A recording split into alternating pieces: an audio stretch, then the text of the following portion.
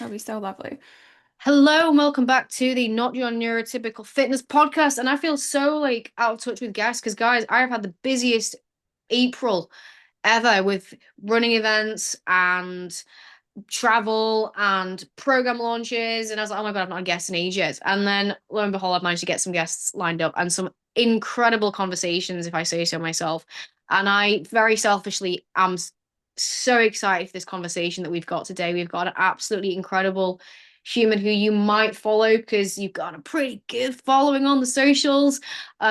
Sorry, this is extremely rude. How do I pronounce your name? Is it Annika, It's Anika? Annika. Annika, I never want to be rude and just go, and that's not how you say it. Annika on the podcast, who does well. We were chatting about this quite a few different things, but one of the main things that you might know her for is the work that she does around nutrition and ADHD. Now, Annika, I'm not going to butcher it. It would be amazing if you could just give the people a brief introduction as to who you are and what is the main work that you do to help people. Fantastic. Well, I'm so happy to be here. Loved that Threads just connected us randomly. Love how life works that way. I am, like you said, my name's Annika. I go under the username the Nutri Mind Lab. That's my business. And the whole premise of what I do is to make ADHD easy. And there's so many ways to do that. Initially, through nutrition. That is my expertise. That's my master's degree in health psychology. My whole thesis was in IBS and ADHD and the intersection of stress. So interesting. And developed this business after losing my job, which is very classic with many people with ADHD. Although it was more just because they didn't have funding from the government. So, yeah. But what I do with this is I have all these platforms and educate with ADHD nutrition because that's my expertise. And then in my communities, I have a free community, I have a paid community. The Neurodiverse neighborhood is the place where we have all of these workshops, all of the group coaching, the research and recipes you get from me. I partnered with another large ADHD creator because we believe in connection. Like that is how people with ADHD actually do the crap that they need to do. Like, because you have to be seen in order to do, usually. Yeah, absolutely. Well, I want to turn back the clocks a little bit to find, to really go into why you do what you do. So, with obviously what you were studying, did you study that prior to getting your ADHD diagnosis, or did ADHD diagnosis come after that? Or what kind of fed these decisions for your career path? I'd be really interested to know. It was just a random passion. I thought, oh, you know what's interesting? ADHD for no particular reason. Yeah. And I guess the particular reason was because I had ADHD. Yeah. And I wonder, I feel like a lot of women who have ADHD, who have their master's degrees or advanced degrees, probably also experience that where they didn't realize they had it until after they got it or during the process of getting it. Yeah, that's just what I've heard from a lot of people. And yeah, that's what happened. I didn't know. And then I started my platform and initially was just mental health and nutrition. And then a viral one about ADHD went, and I was like, you know what? This is the one I'm always most hyped to talk about, ADHD and food. So I just started doing ADHD and food. And Amazing. then I realized, oh, I wonder if I have ADHD. Mm. So obviously you'll have done a lot of studying and research. What were some of the biggest light bulb moments for you then that made you go, "Ooh, I think I might actually have this now," rather than it's just something that I'm purely interested in? Were there certain symptoms or traits that made you go, "Oh, actually, I really, really, really resonate with that one"? First, my husband. He is probably the most neurotypical person I've ever met, and he's so stable and consistent and steady. He's a mechanical engineer. He's, so smart. And I was talking with him, and every single time I say, when you feel this way, or when you have to trick your brain. And he's like, Annika, no, I have no idea what you're talking about. And so through those different conversations is really where I started to realize I'm different. Mm. and I see the world differently from other people. And also just realizing that I'm okay, I don't know if this resounds with you, but having your energy depleted all the time and talking about how I just don't have the energy to text people back, Yeah. or I don't have the energy to do the dishes, Yeah. or literally anything, especially food related for me. And it just didn't compute with him Mm. because those things don't take energy. No. Those things are just basic necessities, and therefore it doesn't take energy to do. Yeah. But in our heads, we're already doing it like more than just once because we're doing it in our heads. We have to work ourselves up to it. We have to plan for it. We have to do all these different things. And then we maybe do the thing. Mm.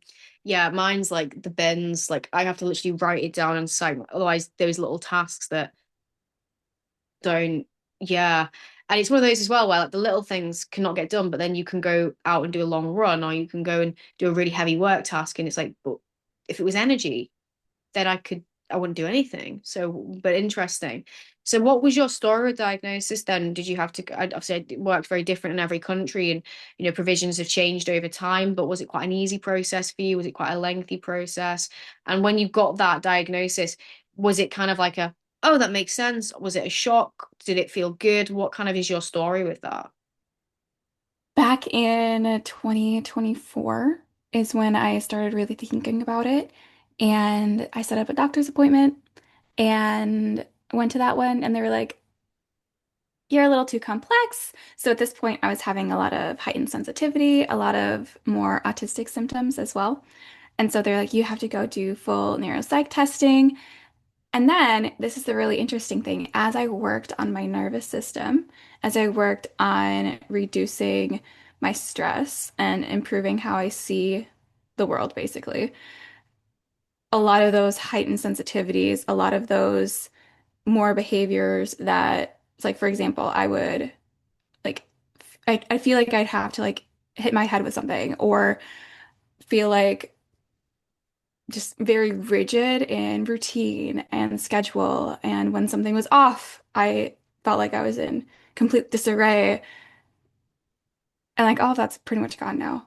And so I know, isn't that just so, so incredible? And throughout that whole process, I didn't get any neuropsych testing because it took over a year. And then I had to get another intake because it was already a year past because they couldn't get me in. And so I was like, whatever, I'm not handling this. I went to an online thing. I think it was called Hello Clarity. It's basically online psych testing. Yeah. That's that's what happened. Yeah, everyone's stories are so different, aren't they? Of like good experiences, bad experiences. Obviously, when you got that confirmation that this experience that you're having is ADHD, how did that feel for you? Because everyone goes through very different emotions. Some it's validation, some they don't feel anything. Some people it feels like the whole life has changed. What was it like for you? For me, wow, that is such a good question. And I'm curious about what it is for you. I bet you have a podcast on this. I'll Yeah, have to go but find I'll it tell you and anyway. listen. I'll tell you anyway. Yeah, mine was it was very fast for me. The being aware of what ADHD was for women, me resonating, me then going, well, I need to know now, me getting a diagnosis. I think that kind of was like a 2 month sort of window of time, right? There wasn't this months and months and months of thinking about it. And so at first it was kind of like, oh. And then it went through a period of lots of waves of it was they call it regrief. I don't know if you've heard that phrase before of like, oh my God, that makes so much sense. Oh my God, now I understand that. Oh my God, I'm not broken. Oh my God, I'm not useless. And then lots of sadness for lots of things that have happened in my life. And I think that kind of wavy period was about probably 6 months. But now that I've come onto the other end, it's just that acceptance that this is who I am. And my brain is very much a problem solver. So I've just kind of lent into it and gone, cool, well, how can I work on the limitations and how can I leverage the strengths? And I feel like that's allowed me to become I know it's a very cliche saying, but the best version of me because I know why I struggle with things and what I can do about it rather than just going, Why are you useless? Why are you so emotional? Why are you this? And I think that's been amazing for me. That's so beautiful. I love that. I think I went through something adjacent. Mm. I psychology degree. I think, did you I have have a a psych psychology degree? degree. Yep, I do. Yeah, Yeah. so you know the whole thing where like you're constantly processing your own brain and probably overanalyzing yourself all the time. Yeah. And so in the beginning, yes, it was basically like, of course I'm this. This makes so much sense. Awesome. I have an explanation. Life is chill. Got on medication. And then I was like, crap, I can like do things. I'm not like stressing about my emails and sitting there and feeling like I can't do that. That I think was the pivotal point for me where I realized that for my whole life, I actually have been living on hard mode, even though it didn't necessarily feel that way. Yeah. I had just been overcompensating my whole life and continually telling my brain that, oh, it's fine. I'm like super good. I'm smart. I can do this. I'm capable. And realizing that moment that I'd actually been working like 3 times harder than every single person Yeah. and wondering what my life would have been like before that. Mm. But Yeah. you can't do anything about that. No, And you you can just can't. give yourself like love for who you were and like also impress it. Like, what? You did that? Yeah, I've actually got a few posts coming out next week, sort of about that. Going, if you're like diagnosed ADHD and you had all these unanswered questions and you've been living in this mode for so long and you're still here, that's amazing. That is absolutely It's so amazing. incredible. Yeah, agreed. Yeah. So I really want to come into like chatting about the nutrition side, which is your zone of genius. It's something that I'm very passionate about in the work that I do. And I'm so passionate about not just, from my lens of like calories and protein, but nutrition as a science and how it can really impact, our mood and our well-being.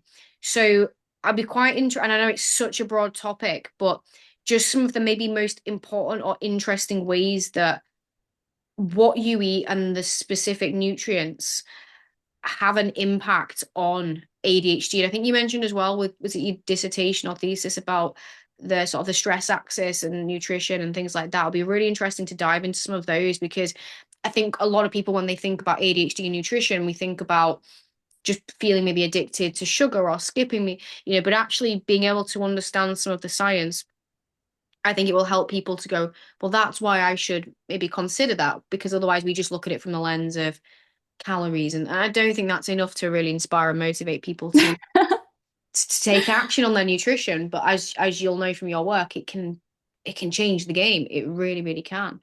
Yeah, and I want to preface this with this is the first layer to get to a point where you're able to use food to help like your ADHD Mm. because knowledge, I'm assuming so many people listening here are people who want to get more knowledge and think that the more knowledge you get, the easier life is going to be.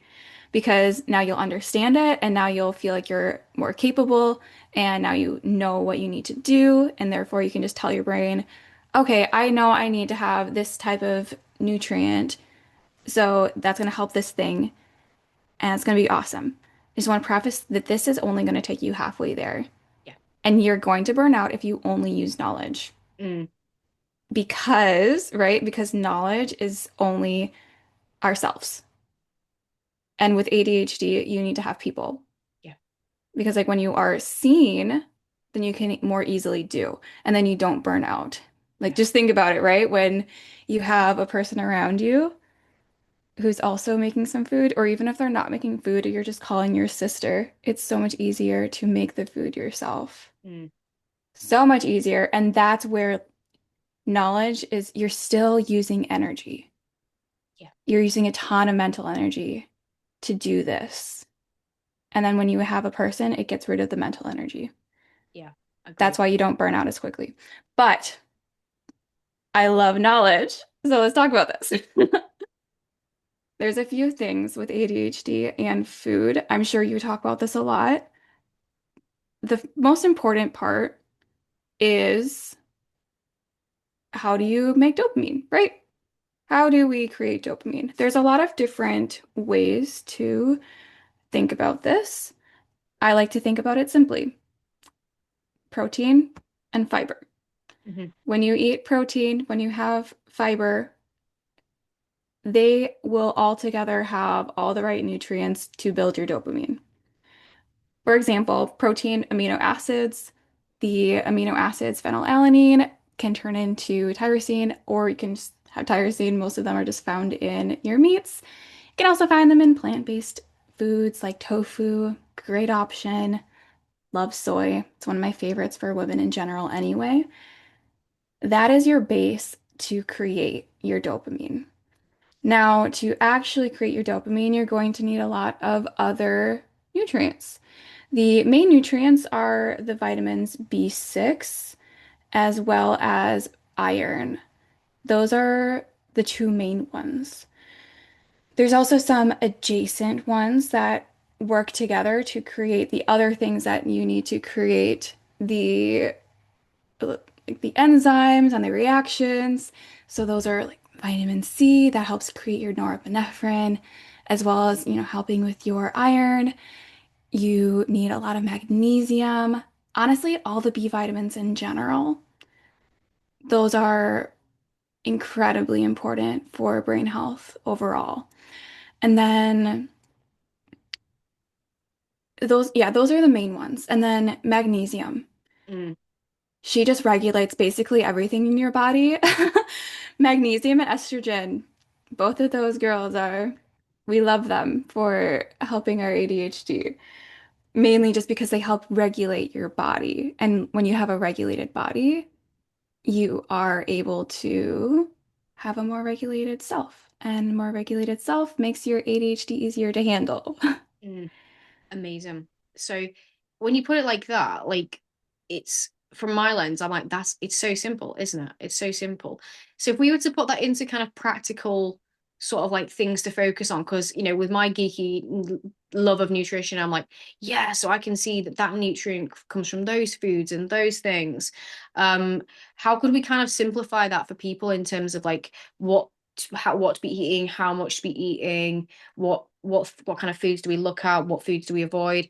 I know obviously it is not as simple as just do this and do that, but just to kind of actually the people that maybe aren't as nutrition geeks Yes. as us that like understand well what's in where do we get tyrosine production and all this stuff and all that I freaking love it. What are some like practical advice that you could give people in terms of like what to be putting on the plate, how often to eat, etc.? Okay, so I have two models here. I also want to preface these are more higher level models. Many of us are in level one and sometimes level two of ADHD eating. So that is where you are having a hard time, honestly, just eating in general. So, say you find yourself getting takeout pretty often, or you look in the fridge and you close it, and you open it and you close it all the time. That is more where you need to start with the basics of just getting yourself to eat 3 meals a day. Yeah. So if you're there, just like take this and view it for your future self and focus more on just eating 3 meals a day. Yeah. Don't, I don't care what they are, just eat something 3 times a day. Once you're in more of a spot where you can focus on this, again, way easier if you have someone to help you. Like obviously, Lucy, you are a great resource for this. If you're in the neurodiverse neighborhood, this is where you can go to our body doubles and you're going to make it way easier for yourself or get accountability and coaching from Matt. He's incredible. But the two methods, starting with the ADHD plate. So imagine a plate and you're going to cut it in half. One half of that is going to be any type of plant, ideally fruits and vegetables. But you can add your grains. You can add your seeds. We love seeds. Seeds are so good for ADHD. Pumpkin seeds, one of the best. They have so many of the nutrients that you need to help build those good things for your brain. Oh, so good.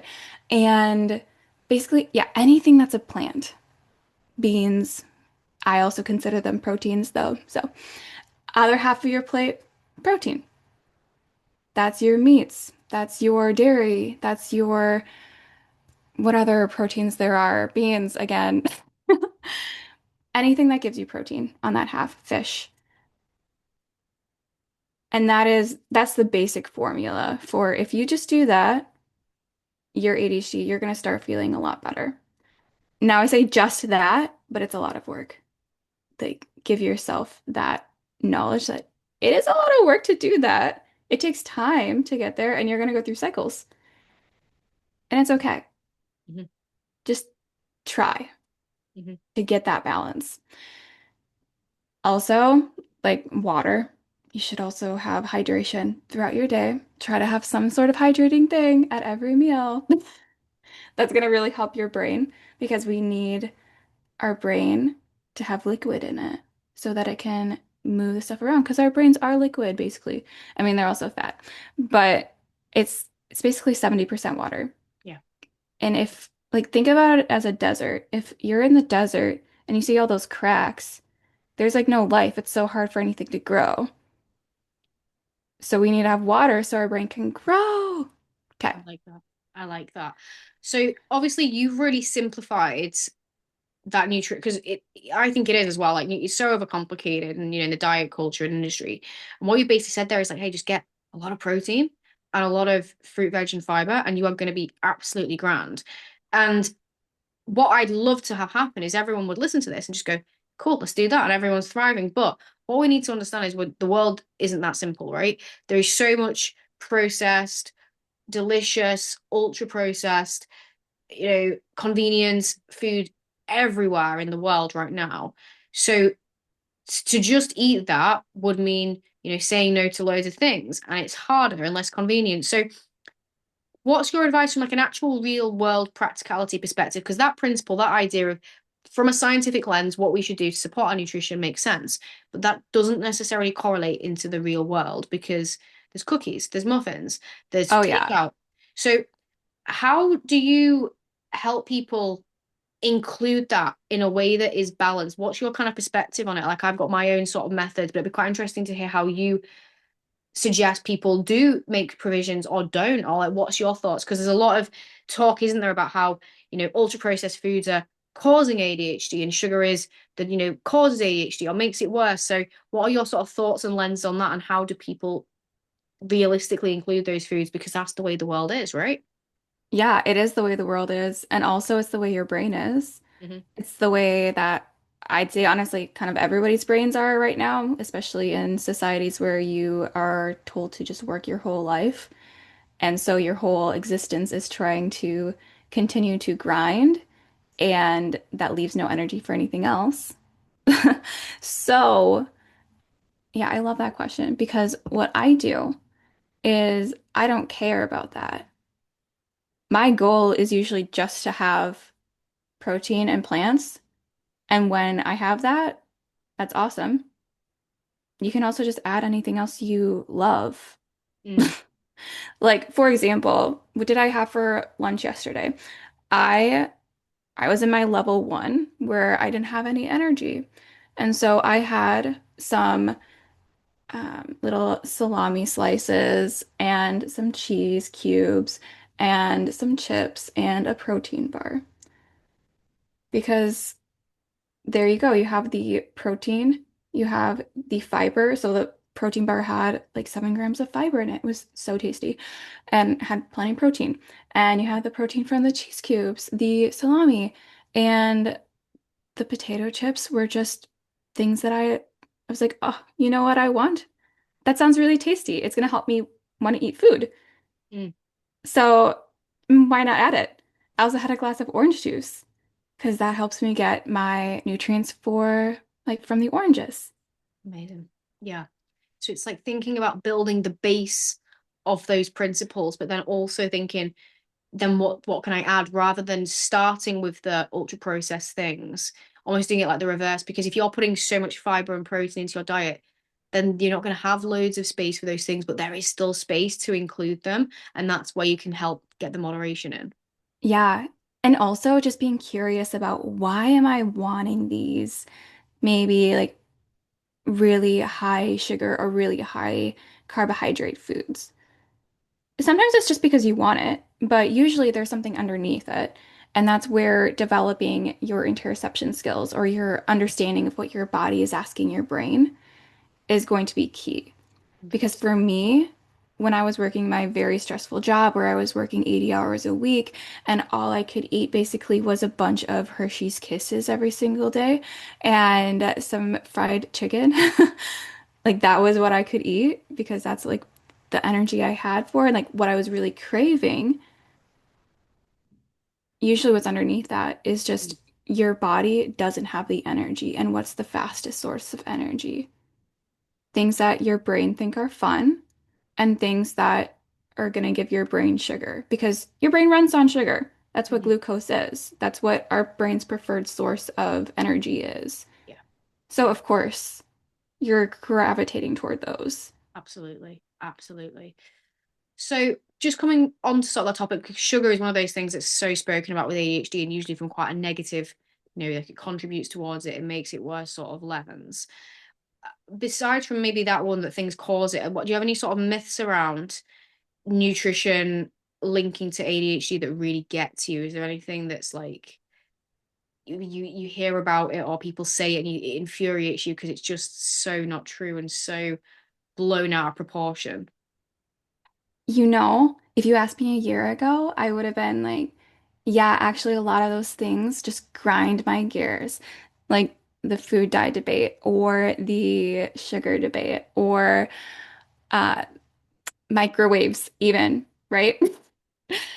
And now me, it just feels, I honestly feel a little sad because people are limiting themselves and making their bodies more stressed.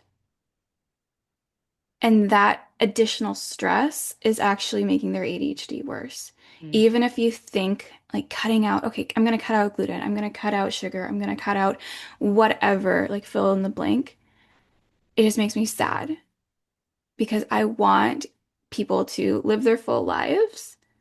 And when we live our life out of fear and out of taking away, at the end of the day, no matter what you're doing, it's going to make your ADHD worse in the long run.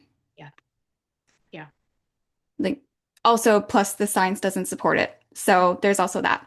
But but it's more the mindset and how you're creating a system in your body where you're not safe anymore. Mm, And 100%. when we're not safe in our body, we can't absorb our nutrients as effectively.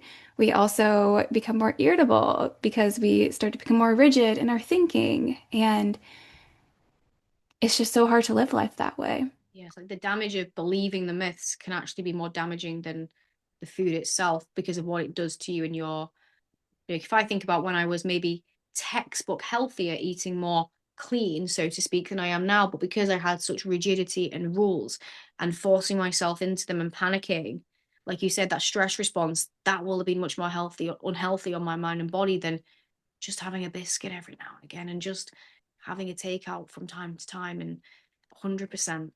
So one of the things that you're really, you do a lot of work and research in is supplements. And it's something that I find really interesting. I actually used to work in a shop in the UK called Holland and Barrett, which basically sells supplements, like as my student job. And part of that you had to understand all the supplements and vitamins and minerals in order to advise it to people. So I've got quite a baseline understanding and interest in it. I think it's really interesting. And I know that you do a lot of research and have done a lot of research around ADHD and supplements and what can be supportive and what maybe is a waste of time. So I'd really like to hear it from like, your lens and sort of the more modern research as to what supplements can actually be helpful and how, and ultimately what doesn't make a difference if you're not, doing the work or what is a scam. It'd be really interesting to hear like the main ones and how they can help people. Yeah, would love to talk about this. So let's break it into two halves, herbs and vitamins and nutrients in Hmm. general. With nutrients, we don't have a lot that are supported by research yet. Hmm. We have a lot of research, it's just single nutrients seem not to support ADHD very effectively. And the ones that have some potential, zinc Hmm. is curiously one of them. And That one, I believe, the most studied is 25. I can't remember if it's milligrams. I have it written down somewhere, but yeah, it's probably milligrams twice a day Hmm. for kids. A lot of this is done in kids. That's the other thing to remember. Yeah. So basically, all of this research is done on kids, and a lot of it is done on male kids, and typically in more Western societies. There is some in Iran as well. Most of the saffron research. Oh, wait, no. CBD research was in Iran and Israel as well. Just there's a lot Yeah. of some things are studied in some demographics, some things are not. Just gonna give that disclaimer, right? This is why we don't know for sure what actually works. But zinc seems to be pretty promising. Yeah. Vitamin D is the other one that seems pretty promising. Really curious is where you live, if vitamin D seems to help or not. Mm, Like, despite level, that's the curious thing. mm. I think as well, it's probably with some of these supplements as well, as it's very hard to know, is it directly impacting my ADHD or is it supporting a symptom or is it supporting something in my life that then makes the symptom better? So if we look at like vitamin D, for example, we know that there is a correlation with the impact on like sort of mood and serotonin, right?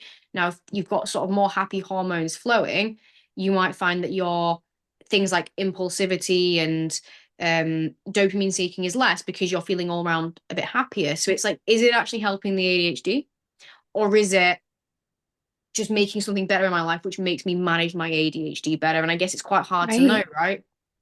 It's so hard to know. And that's honestly why I decided to just stop caring about what, like if it is actually helping something else, is it helping my ADHD? Because at the end of the day, I feel better, Yeah. Like, right? does it really matter how it's happening? If I feel good, fantastic. We ride with it. Yeah. Yes. I just love that you brought that up though, because it is also important. It's just we just don't even know anything about the ADHD body as much as we should. Mm, And that's the other part that's so frustrating because ADHD research is so new in the body, like the ADHD nutrition, the gut health, the metabolic system in general with ADHD. It's all so new. mm. So interesting though. Next one though is iron, Okay. especially in women. Interesting. And what's kind of like the, obviously we know iron makes you feel better and more energy, but with ADHD, what are the sort of links of how it can support? I'd be quite interested to hear about that one. It helps a lot, of course, with your estrogen because they work well together. But the other part is it is one of the important nutrients to create dopamine. Right. So that is probably the main mechanism for why it works. Mm, Very interesting, though. The other ones, let's see, we talked about zinc, vitamin D, and iron. Now, the one that I actually think works based on the research is a supplement called Daily Essential Nutrients. It is a broad spectrum multi-nutrient supplement, and it has so many studies behind it with ADHD. It's really interesting. The latest one was like the latest placebo-controlled trial was in 2022 called the Maddie study, if anyone wants to look it up. They found that the people who were taking it, 54% of them actually were basically remitted from ADHD oh, wow. compared to 18% on placebo. And with remitted, that is essentially medication. So, typically medication you get 70% is normal for a person. Sorry, 70% of the population seems to get more remitted with ADHD symptoms with medication with this supplement 54. So it was very, It's huge. very huge. Yes. And it's actually the one that I take because it genuinely has changed my life. Wow. Yeah. So is it like a multi? I'm guessing it's got like a lot of everything in it then, Yes, it realistically. is. It's different from a multivitamin. Mm, When we look at multivitamin research with ADHD, it doesn't work, but that's because it's not a like broad spectrum, high dose, very like the way that they design it, they make it look like plant chemicals instead of rock chemicals. right. And to make that make more sense, when you eat a rock, what's going to happen? It's just going to go through your system. Your body's like, what is this? When you eat a plant, your body's like, oh my gosh, yes. So a lot of these supplements out there, like iron supplements, they aren't chemically treated to act like a plant version of the iron. And that's why a lot of people just feel like, I don't know, I don't think it's working. I'm not seeing increasing levels. It's because your body doesn't recognize it as something that is going to help you. So much sense. Interesting. Wow. So that's like you said that like the mineral side of it, and then you said there's like obviously like sort of the herbal side of it. Now, is there anything on that side of the coin in supplements that has any sort of leverage or research behind it, or is it all a little bit nuanced and not much Yeah. research? The biggest nuance is most of the research is done in combination with medication. So, for example, ginkgo biloba, Yeah, that one in combination with methylphenidate seems to actually improve methylphenidate responses. amazing. I know, isn't that incredible? Mm, And ginseng, Siberian ginseng, hasn't specifically been studied. Panax ginseng has. I personally just prefer Siberian ginseng because it makes me feel better, yeah, but that's just anecdote. But Panax ginseng also has been studied with ADHD with moderate success. interesting. Saffron is probably the last one. This is the one that a lot of people are more interested in now because there was a few studies that found it was essentially the same efficacy as methylphenidate. Now, this was just, we don't have enough research yet. And also, it's really expensive. And there's like ethical concerns, and you don't really know if you're getting actual saffron or not all the time. So that's one that I don't necessarily recommend to people Mm, just because you don't know what you're gonna get.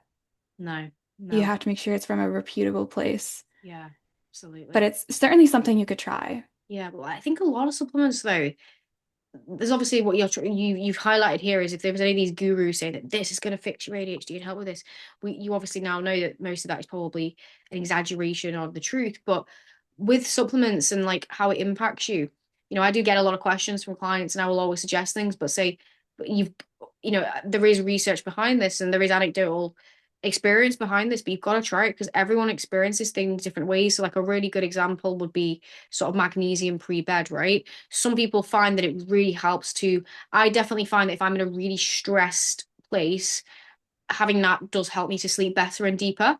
But just on a daily basis, no. I've had some clients take it and it's like, oh my God, I really now feel like I'm getting some good quality sleep and I feel relaxed. Some people are like, nothing's happened. Same with like creatine. Like I personally don't to me like I notice the difference when I'm having it in my training and stuff. I could not tell you the difference of when I'm using it or not. So I do think a lot of supplements are so, because everyone's body and brain is so unique. Try it for yourself. And like you were saying, I don't really care about the mechanism. If I feel better, fantastic. If you feel good from it, go with it. But if you don't notice a difference, if it's not an essential nutrient for your health, because that's the other thing with supplements, right? Is some of them is less about how it makes you feel, but what your body needs. So with neurodiversity, I've got a few clients that got quite restricted diets based on like sensory needs and things. So for them, they might not feel anything, for example, with an omega-3, but they need that nutrition in their body. So Yeah. sometimes it is Oh, that that as was well, a right? curious thing. I totally forgot to talk about omega-3s. Mm. There, this is going to surprise a lot of people. The most recent meta-analyses, like the most two recent ones, say it doesn't work for ADHD. Ooh. I know. And my take is that It's probably because the omega-3 supplement have just decreased in quality over the Mm, years. That's my take. So if you want to try omega-3s for ADHD, I mean, there's so many important things that omega-3s help with your ADHD. I didn't even talk about that. But with omega-3s, find one that has extra virgin olive oil combined with the omega-3. okay, interesting. In the research, we see that is just, it's better. Let's just say that. Yeah. Yeah. Amazing. So the final thing I wanted to touch on, which has kind of come off the conversation we had prior to starting today, and you started talking about like the business paths, is about capacity. Because I know you're looking to go down in a career path around sort of the business side of it, which is really, really cool, and obviously something I'm really passionate about in the other business that I do.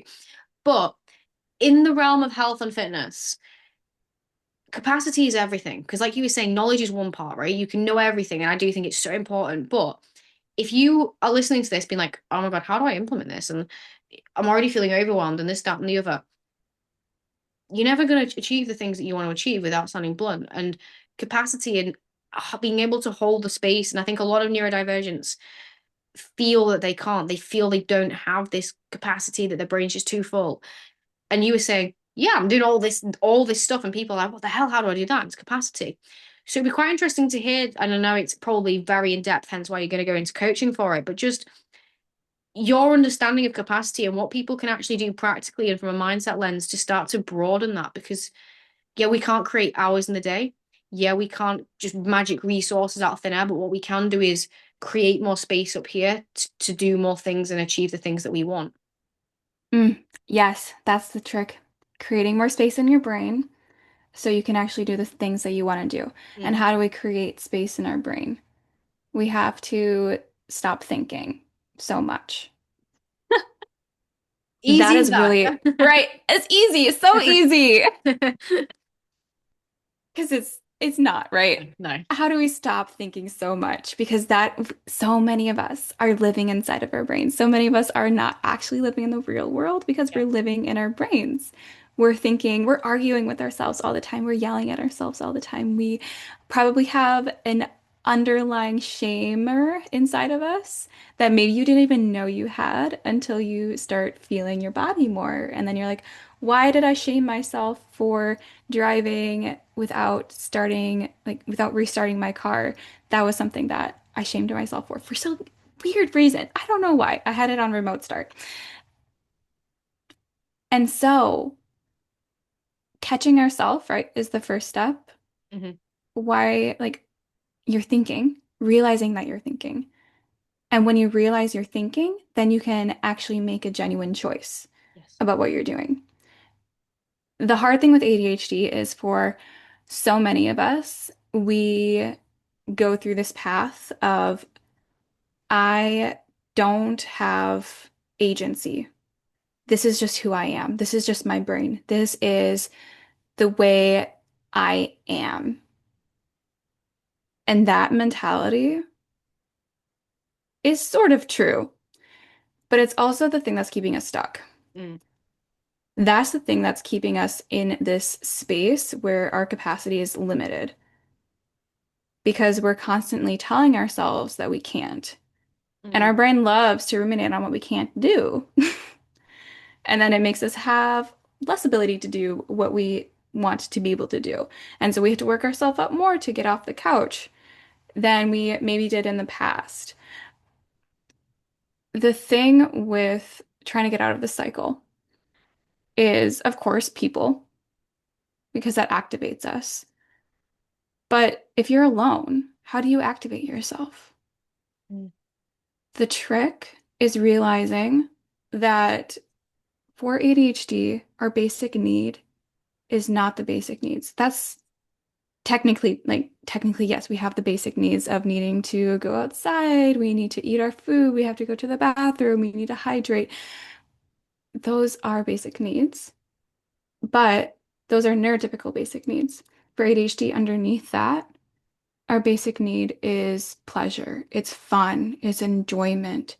And so when we try to use willpower And when we try to use motivation and we try to motivate ourselves in the way that everybody else is doing, it's always going to lead to more burnout and it's always going to lead to more of that I can't do this language because you're trying to do it in a way that you aren't designed to. Amazing. So the trick is figuring out how to make it enjoyable for yourself. Yeah, and enjoyment and fun is such an important element of it. And like I talk about this a little bit with obviously in the context of fitness of like if you're not enjoying the way you're doing it, good luck sticking to it sort of thing. Because Yes. you won't, you absolutely won't. It's like, I say to clients now, like if I try to, this is me, fitness human, if I try to follow, I don't know, doing CrossFit or Zumba or something that I'm just not passionate about, I won't be consistent. Hell no. I'd find it really stressful, really hard. And if I was following a really boring meal plan, I won't be consistent. And this is me, fitness human. So when you make it enjoyable, like, how do I stay consistent? How do I do all this stuff? Well, my work doesn't feel like work. My fitness doesn't feel like a chore. And like you said, it feels fun. It feels exciting. And that's how you can keep going with it. And the more space you can create for that in whatever you're trying to do, whether it's business, whether it's fitness, whether it's just getting by, everything just feels a bit better and easier. 100%. Yeah. And I think that's also why it's just so much easier to do things when you see another person because you are receiving their energy. Yeah. So, well, the right people, that is. Yes. We've got moaning. Hopefully you're around the right types of people and you Absolutely. experience that energy. Yeah, And then you're like, of course I can do this. absolutely. And I think that is such a high energy way to wrap this up, which is brilliant. So I know that you're obviously here, there, and everywhere on social media, but for the people listening, I'll tag it into the description as well. If people want to come and learn more from your page, because you are a very good, informative, educational page, where can people find you on social media? Where's the best place to connect? You can find me at almost every single social media. It is under the username The Nutri Mind Lab or Nutri Mind Lab. Amazing. That's the easiest place. Or you can just go to my website at nutrimindlab.com. That's where Brilliant. you'll get my blogs, my recipes, access to the different programs I have. Or if you want to purchase my cookbook, I have a ADHD cookbook that I Amazing. co-wrote with my friend, and she is incredible. And every single recipe is designed to help your ADHD scientifically as well as Ayurvedically. And it's Amazing. so beautiful. I love it so much. Amazing. I'm going to go check that out after this. I'm really, really fascinated. But the biggest thank you for your time today and for all the awesome knowledge bombs that I've definitely taken. So I know that the listeners will as well. And for everyone who is a regular listener, I will see you on the next episode. Thank you so much.